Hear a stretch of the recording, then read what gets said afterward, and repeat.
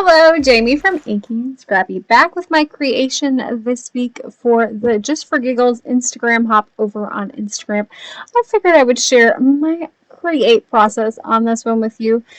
I enjoyed this one. So I wanted to stamp this one in kind of like a multicolor fonts, because that's what I think of when I think of comic books is, lots of colors, bright, bold, all the things. Of course I went with Halloweenish colors because that's the season that we're in. So I started with my Distress Oxide in that Villainous potion, stamped the top and the bottom, kind of selectively inking. Then I came in with just regular Distress ink in Rusty Hinge, did the other part, and then I'm going to come in with some black alcohol marker friendly ink at this point, so Lawn Fawn's Jet Black ink. I brought in that little ink cube. I did clean my stamp, I think, for the most part in between there, especially before I did that Jet Black. I didn't want to corrupt it with my Distress Oxide ink, so it's very important to clean before you go from oxide back to a dye, because you'll ruin your dye ink pads. Not so much the other way. You'll get some color transfer, but I don't think it's as bad as going the other way. And then, of course, I wanted that spectacular in like a deep green color. So I just brought in a separate piece of paper, and I'll just layer this on top. I just felt it was going to be easier than me trying to ink. I don't want to say a lazy thing. I don't like masking if I don't have to. And it was just as fast for me to cut out the, ink it on a different piece of paper and cut it out fast, because it's just, some crooked lines to snip off with the scissors. So no harm, no foul. There is a coordinating die with this one. This one is from Windsor Stamps. There is a discount code if you shop through my link on Windsor. I think it's good for one-time use only. Blah, blah, blah, blah, blah. It's 10% free. Take it if you want it. Anyways, so I'm bringing in that Franken Schmutz stamp set from Windsor Stamps. I love Frankie. He's kind of funny. Anyways, he's super fast and easy to color, so that's helpful. So in my, thought process, I was planning on making it a shaker card. And the other part that I was kind of thinking on doing with this one, I was just planning on popping it up a lot so you could see, what's through the window, but then you could adjust the card and you could kind of see the full scene if you wanted to, but not really opening up the whole thing. I changed my mind. You'll see how it progresses. It happens sometimes, you just kind of keep going, and yeah, it ended up turning out really cool. But that's not where I was going with this one. I was just planning on kind of doing a background here, so this way if you looked through the window and glanced up or down, you would see, some visual interest. I did bring in the card that I did for my Let's Start Stamping series a few weeks ago. I loved how that one turned out. And so I kind of wanted to do something similar, but this one I'd already inked the background. So I just took my, it's a distressing, so it's Distressed Oxide. So obviously, we do it with water splatters with Distressed Oxides all the time, and you get that lighter image. Why not take a stamp? And so this was, when I did it, I was like, well, we'll see how good we can see it. I love the ghost image of the house in the background. I think it's really cool. I will probably be doing some more of this in the future. It's the first time I've actually done it with, something of that caliber. I love the look of this one. Of course, I brought in, the car reminds me of the Munster, so I brought in a whole bunch of Tim Holtz Halloween stamp sets. Some of them are from like the mixed media ones that come with a stencil, and some of them, I think the car was the only red rubber one on this one. But yes, I mixed in a lot of different stamp sets to create that background part. Not a whole lot of actual coloring on this one, which made it a lot quicker than most of my normal cards, even with all the extra steps that I took. I did stamp this one twice. I did use Lawn Fawn's Jet Black ink. I did heat set it just because I didn't want to wait for it to dry. And when you're, I usually don't, but I was like, I'm just going to heat set it quick just because I wanted to run it through my brother's scan and cut. And let's just say I've done it where I don't let the ink dry before the Brother Scan and Cut, and yeah, I may have one spot on my Brother Scan and Cut scanner that I can't put an image on because I may have gotten black ink on the lens or whatever, the glass piece that I'm guessing is under there. I've tried cleaning and it doesn't work. Anyways, I'm coloring Franken here with some greens, some oranges, and some purples to go with my card base. Of course, my background wasn't dry yet, so I had to just kind of soup up my Windsor and Newton Iridescent watercolor medium, so it does have some sparkle and shine, of course, in that background. I'm bringing in Trinity Stamps Modern Emboss A2 stack here. Yeah, I forgot to unzoom my camera, but I wanted you to see this part. So this is where I decided I loved that background panel, or that panel, so much that I was like, I can't hide it behind the little window. So I had to invent a way to make my book front, or my comic book front, open up to the page on the inside. So I took black cardstock on the front of my card here, and before it glued down heavily, I brought in a piece of paper. I want to say this is about 1.5 inches, and just kind of scored it at 3/4 of an inch. It was a little over an inch. I don't know. It must have been about 1.5 inches. Scored it at about 3/4 of an inch, and tucked that behind that black piece of paper.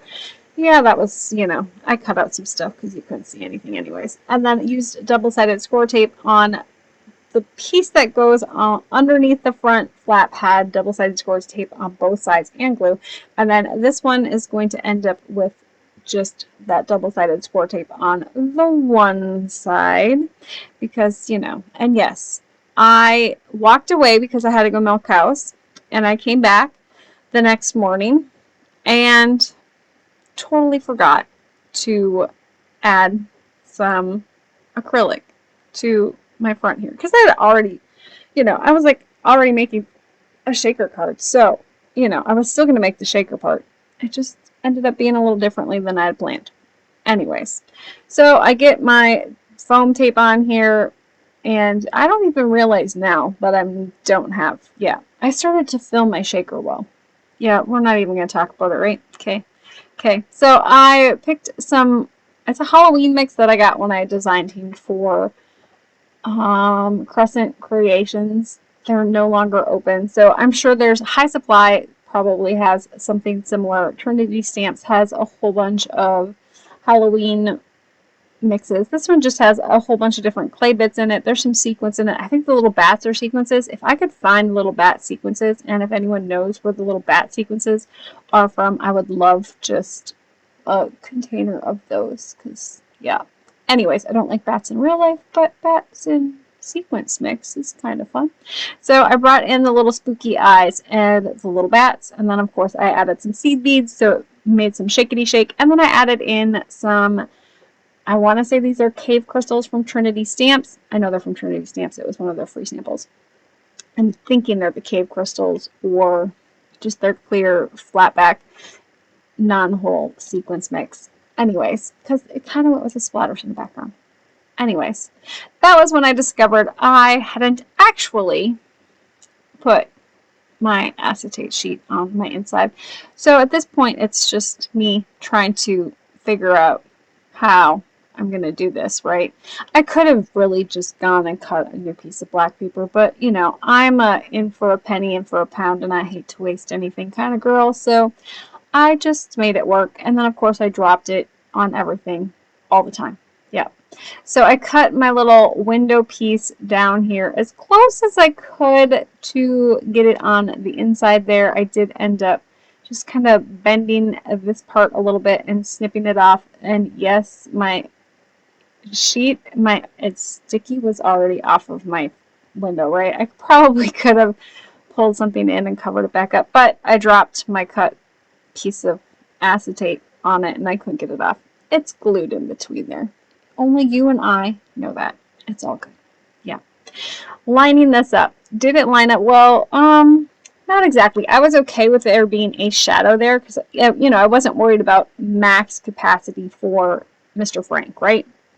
I also realized that I needed to add my comic book front onto the front of my card before I could actually make that shaker element. I should have maybe done a second score line on that piece to give me a little bit more of a cushion for my 3mm thick foam tape. You know, learn from me. I did not line it up good. Yep, it is what it is. It's, you know, called life. And we just keep on moving forward. So I'm going to put my mix away before I spill it, because let's just say I may have had drop-itis and spill-itis and nothing else was, you know, this is what happens when I'm trying to go quickly. Yeah, it's never a good thing.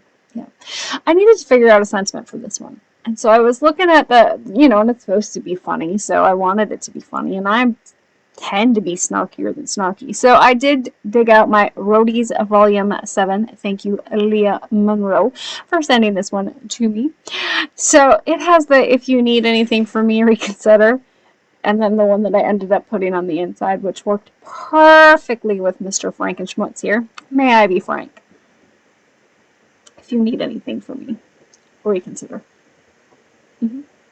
And then for the inside, so you do see that I, you know, used that picked up ink from my inside and kind of stamped that on the top. I know it's all blotchy, but it's kind of a cool effect, and it's, you know, it ties the outside of the card to the inside of the card, and you know I love that look.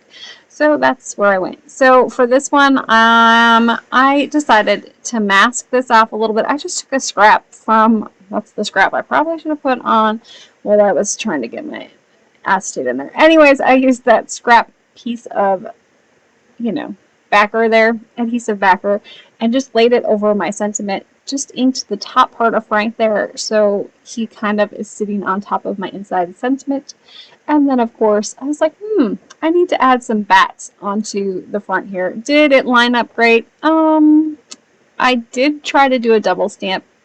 Keep in mind that it's got, I should have opened it all the way up.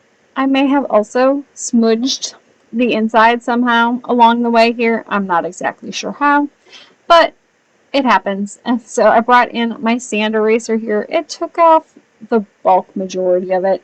I don't like to do too much sand eraser on there just because it, you know, changes the texture of the paper, and so I didn't want to ruin it. I'm fine with a little bit of smudge. I mean, you know, he's got a little schmutz on his face. It's fine. I brought in that Spectacular that I had done earlier. Put that on to the top there so I could get the green in onto my card front.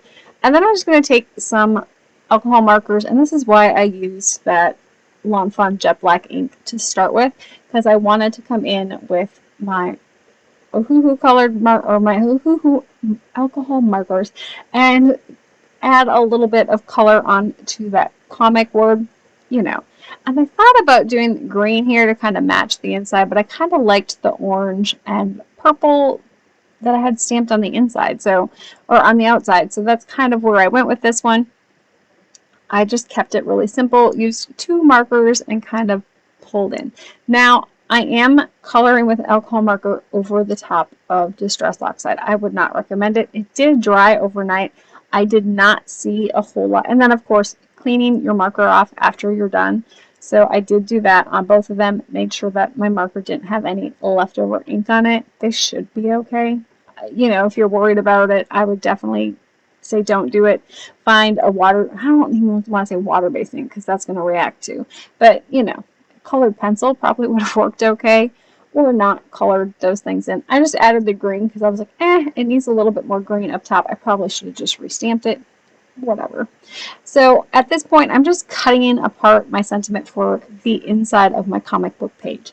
I kind of wanted to go with that, you know, the comic book scripts. I don't know. Kind of like that cut newspaper print, I guess.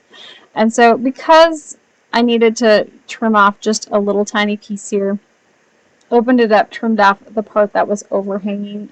A lot of that has to do with how my fold was, how my shaker element took up more space than maybe it was supposed to. It's, you know, it's all good. So I'm adding in my background piece there and then figuring out where Frank is going to go. Now, to make sure that Frank stays where he's supposed to stay, just kind of lifting him up half at a time, adding glue, and then, of course, bringing in my sentiment here. May I be Frank? And then, of course, I did line this one up because I didn't have a whole lot of room once I had Frank in there for my sentiment, the rest of my sentiment to fit. So I'm just kind of playing with it a little bit here and kind of making it flow across the bottom of that comic page. So if you need anything from me, really consider. So there is my completed shaker / comic book style, I don't know, card. It's all good. Yeah. I'm awake. Please respect my privacy at this difficult time. Alright, I hope you guys have an amazing one. Go check out the Just for Laughs Instagram. Hop over on Instagram. There's always some really cute and funny, sometimes some sassy cards, but they're all, you know, all done in humorous taste. I hope you guys have an amazing rest of your day. Keep getting inky. Take care. Bye.